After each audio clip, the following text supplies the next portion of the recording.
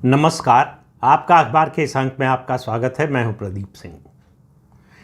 एक OTT platform पर एक सीरीज़ आई है जो कांधार की जो घटना हुई थी उससे रिलेटेड है। आपको मालूम है कि इंडियन एयरलाइंस का विमान काठमांडू से IC-814 हाईजैक हुआ था। वो हाईजैक होकर पहले अमृतसर पहुंचा भारत में ही, उसके बाद फिर जो है लाहौर के लिए गया, परमिशन नहीं मिली, लौट कर अमृतसर आया। 55 मिनट अमृतसर के राजा सांसी एयरपोर्ट पर रहा और उसके बाद फिर लाहौर चला गया, लाहौर से दुबई और दुबई से फिर जो है वो कांधार पहुंचा, अफ़गानिस्तान। और उसके बाद क्या हुआ, किस तरह से जो है नेगोशिएशन चला, किस तरह से जो पैसेंजर्स थे वो छुड़ाए गए, वो सब कहानी आपको मालूम है। ये घटना हुई थी 1999 में 24 दिसंबर को। इस बात को लगभग 25 साल होने जा रहे हैं।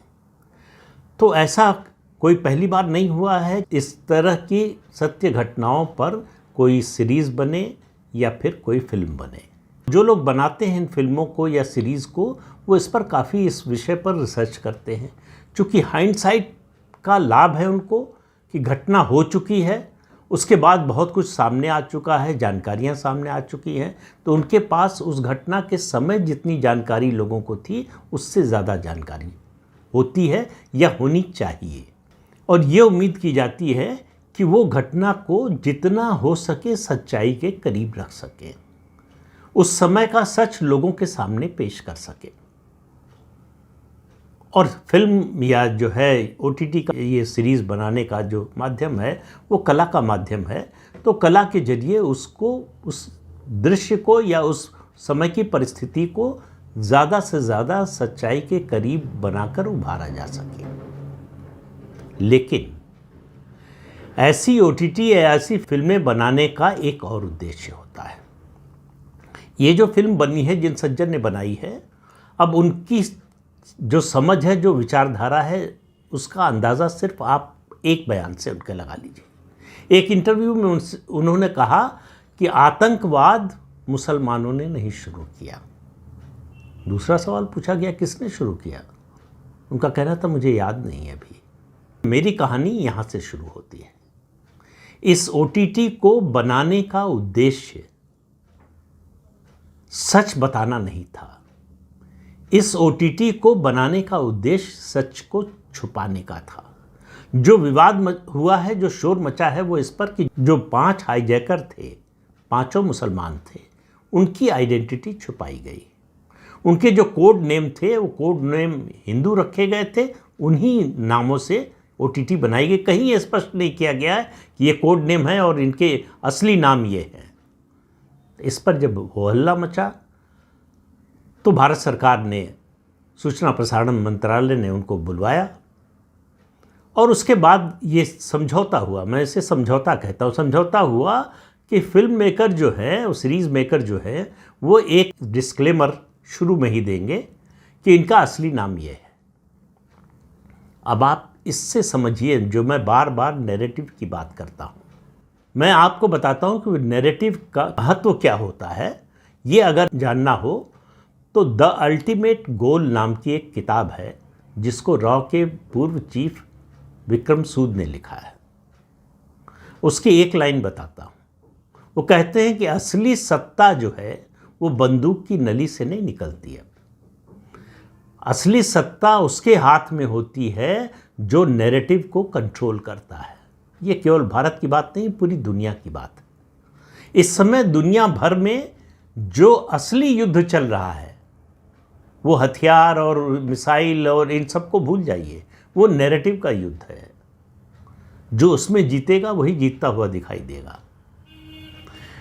एक इकोसिस्टम जो है अपने देश में 1947 के बाद से बना हुआ है, जो भारत विरोधी अगर आप नहीं कहना चाहें तो उसको भारतीय संस्कृति सभ्यता के विरोध में बना हुआ, खड़ा हुआ आप इकोसिस्टम कह सकते हैं।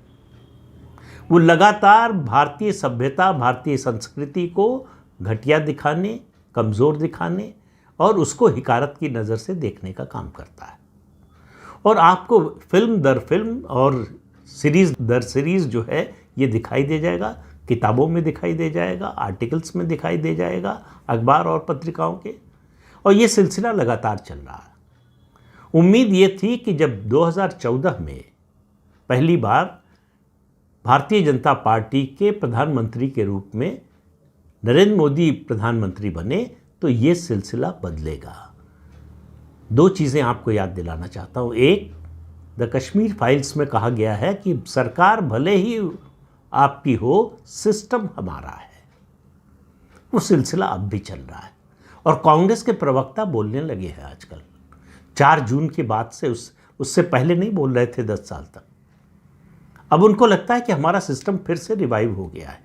दूसरा मामला है अपने पक्ष में नैरेटिव गढ़ने या अपने विरोध में बने नैरेटिव को तोड़ने का। तो इन दोनों मामलों में भारतीय जनता पार्टी पिछले 10 सालों में कमज़ोर नजर आई है।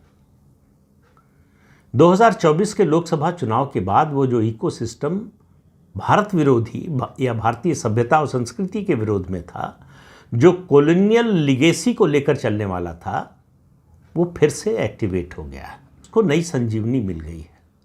उसको लग रहा है कि अब जो है हमारा समय फिर से लौट कर आ रहा है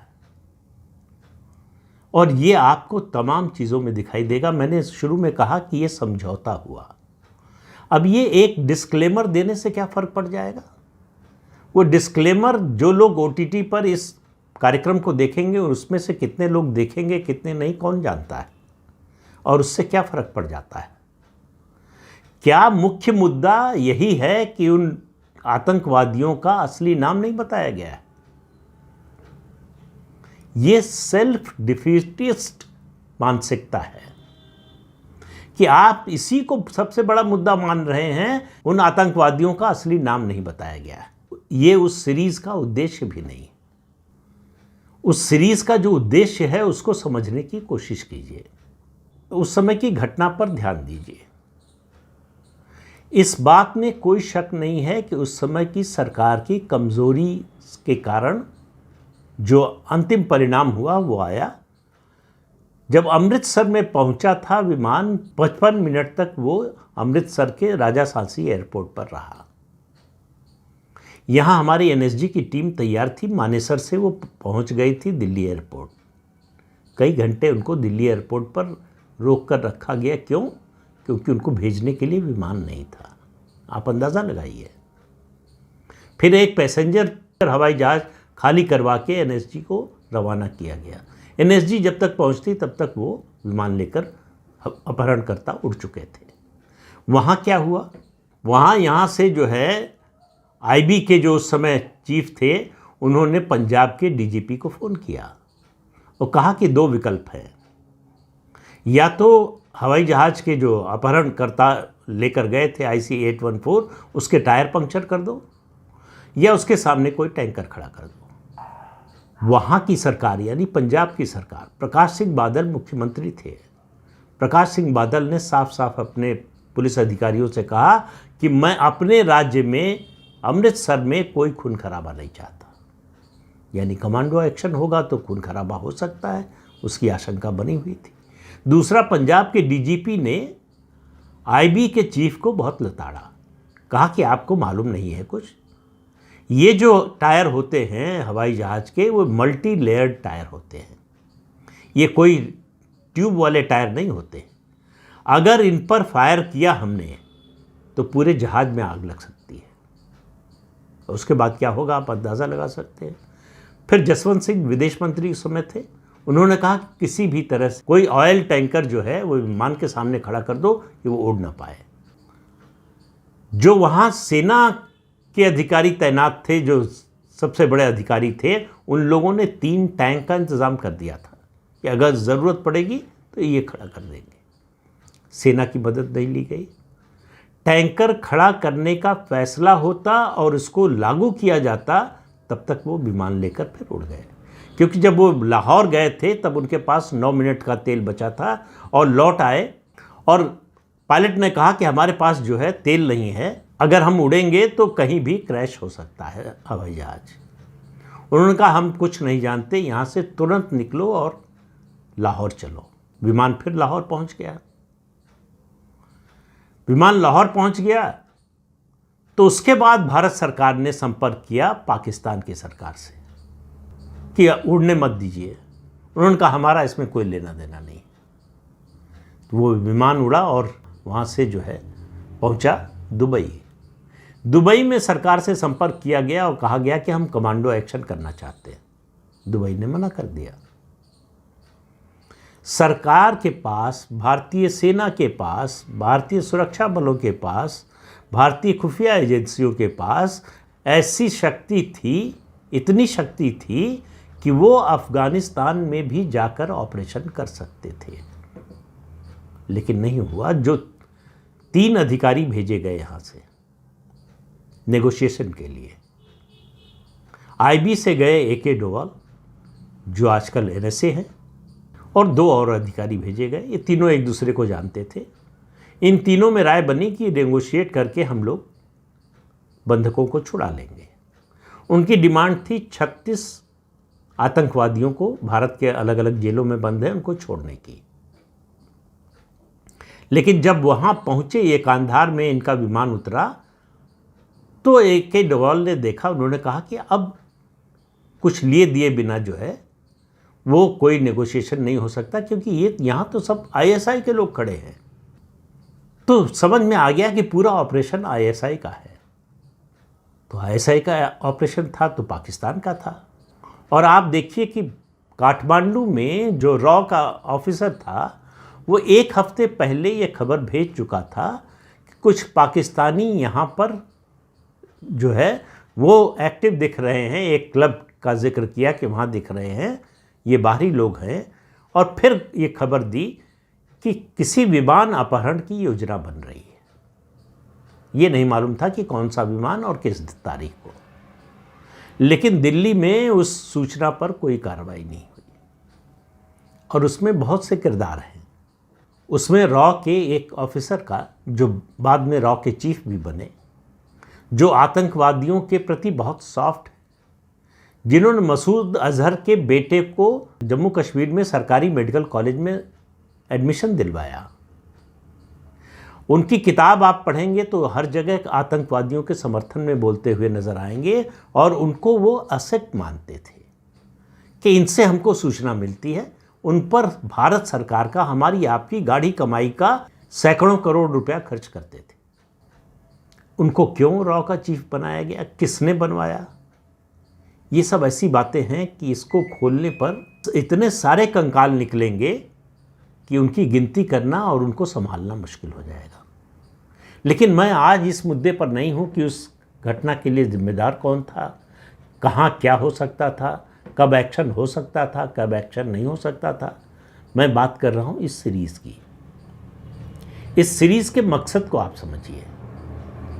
ये सीरीज़ एक नैरेटिव गढ़ने के लिए, वो जो नाम जो है, हिंदू नाम, कोड नेम जो थे, वो अगर सीरीज़ में दिखाया गया तो उसका मकसद था फिर से उस नैरेटिव को जीवित करना, सैफरन टेररिज्म, कि वो आतंकवादी हिंदू थे। लेकिन इतना ही नहीं है। अगर आप इस सीरीज़ को देखेंगे, वैसे तो मैं कहूँगा कि नहीं देखना चाहिए। ये भारत विरोधी सीरीज़ है।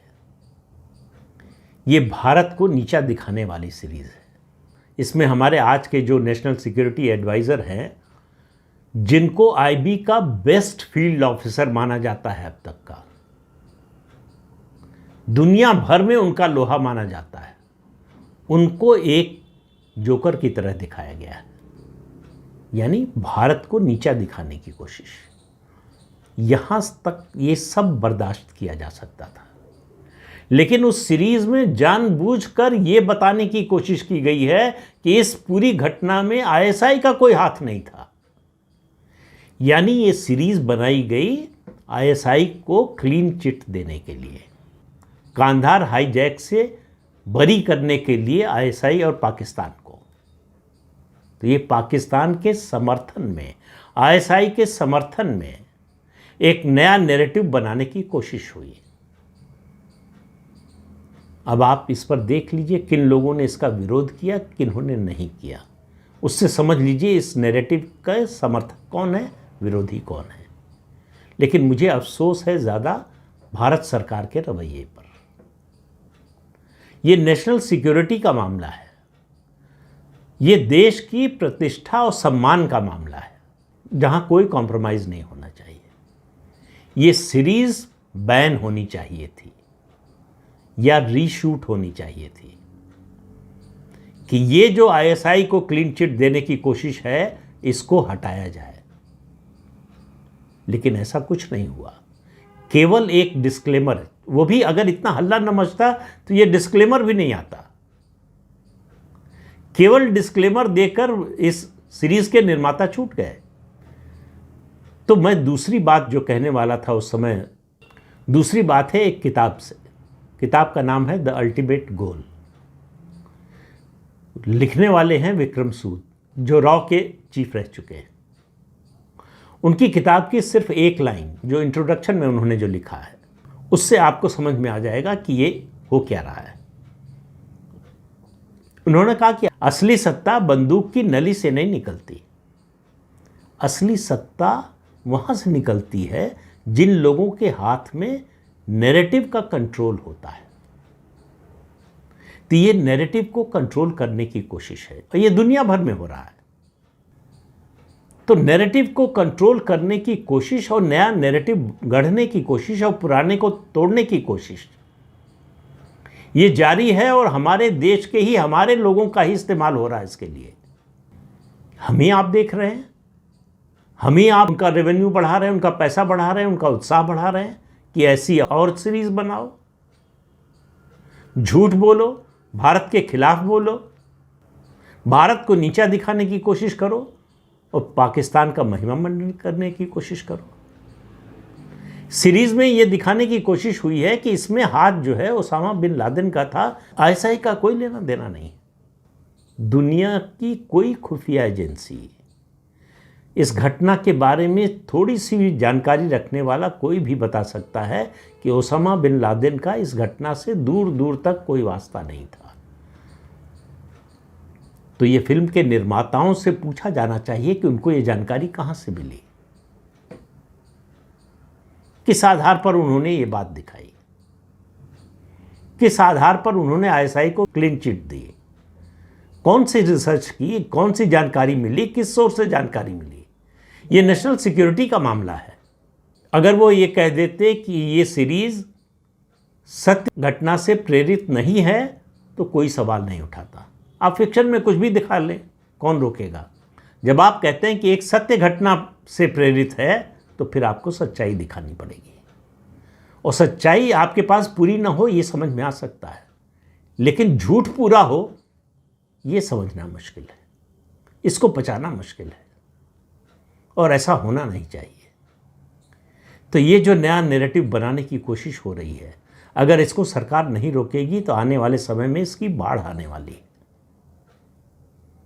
ऐसे लोगों को बेनकाब करने की ज़रूरत है, ऐसे लोगों को सबक सिखाने की ज़रूरत है, ऐसे लोगों को बताने की ज़रूरत है कि वो ज़माना चला गया जब ये सब आप चला सकते थे झूठ। लेकिन जो कदम आईएनबी मिनिस्ट्री ने उठाया है उससे तो ये संदेश नहीं जाने वाला। उससे अगर कोई संदेश जाता है तो सिर्फ एक, और वो है कमजोरी का, कि हम इस नैरेटिव से लड़ने में सक्षम नहीं हैं। तो आने वाले दिन बड़े चुनौतीपूर्ण हैं। इस तरह की कोशिशें, इस तरह का नैरेटिव बनाने की कोशिश लगातार होगी। लगातार इस बात की कोशिश होगी कि झूठ का महिमा मंडन किया जाए और सत्य को शर्मिंदा किया जाए। इससे बचना है तो कड़े फैसले लेने पड़ेंगे। राजनीतिक लाभ नुकसान से ऊपर उठकर भी कई बार फैसले लेने पड़ेंगे। और मेरा मानना है कि 1947 के बाद यही एक सरकार आई है जिसमें ऐसा करने की क्षमता है। सवाल यह है कि क्या वो करेगी। इसी के जवाब में छिपा है कि हम आगे आने वाली चुनौतियों का मुकाबला कैसे करेंगे। तो इस अंक में इतना ही। अगले अंक में फिर मिलेंगे किसी नए मुद्दे के साथ। तब तक के लिए अनुमति दीजिए। आपसे अनुरोध है कि ये चैनल देखिए, शेयर कीजिए, लाइक कीजिए और सब्सक्राइब जरूर कीजिए। नमस्कार।